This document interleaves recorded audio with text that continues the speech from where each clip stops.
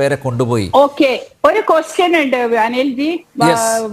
മൗലവി പത്ര പറഞ്ഞല്ലോ രാജ്യമാണ് മുഖ്യം എല്ലാം പറയും. അല്ല, ഒരു ചോദ്യം അതിന് ഉത്തരം പറയാം. ചോദ്യം ഞാൻ ബ്രേക്ക് എടുത്തിട്ട് ചോദിക്കണം. ഒറ്റ ചോദ്യം. മൗലവിക്ക് പിറന്ന മണ്ണാണ് ഏറ്റവും എന്നുണ്ടെങ്കിൽ നമ്മളെ സ്ലോഗൻ ഭാരത് മാതാ കീ ജയ് പറയോ അന്നാ ഞാൻ വിശ്വസിക്കാം. കാരണം ഒരു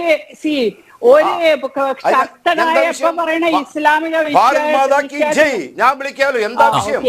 ഭാരത് മാതാ കീ ജയ്. ഭാരത് മാതാ കീ ജയ് തെറ്റി. ഭാരത് മാതാ കീ ജയ് ആർക്കും വിളിക്കാം, ആരും വിളിക്കും. പക്ഷേ വിളിക്കുന്നവരുടെ എണ്ണം കുറവാണ് ശ്രീ മൗലവി.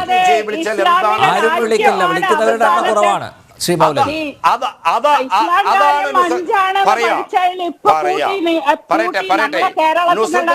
പോലെയുള്ളവരുടെ അറിവില്ലായ്മയാണ് ഇതിന് കാരണം. ഒരു അറിവില്ലായ്മയല്ല അത് കാരണം. ഞാൻ പറയാം,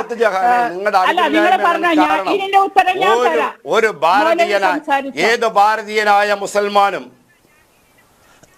എന്തായാലും ഇതിനെ പോലത്തെ ഐറ്റംസിനൊക്കെ ഇവിടുത്തെ പടച്ചു വിടുന്ന തമ്പുരാന്.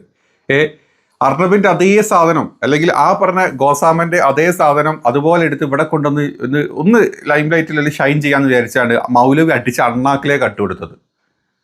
അർണബ് ഛർദ്ദിച്ച് അതുപോലെ എടുത്ത് നക്കി തുറച്ച് നുസ്രത് ജഹാൻ ഇവിടെ വന്നൊന്ന് ഛർദ്ദിച്ച് നോക്കിയാൽ തിരിച്ച് ഛർദ്ദി, അതായത് പുറത്തോട്ട് വന്ന തിരിച്ച് വായിലോട്ട് കയറ്റി കൊടുത്തൊരവസ്ഥ.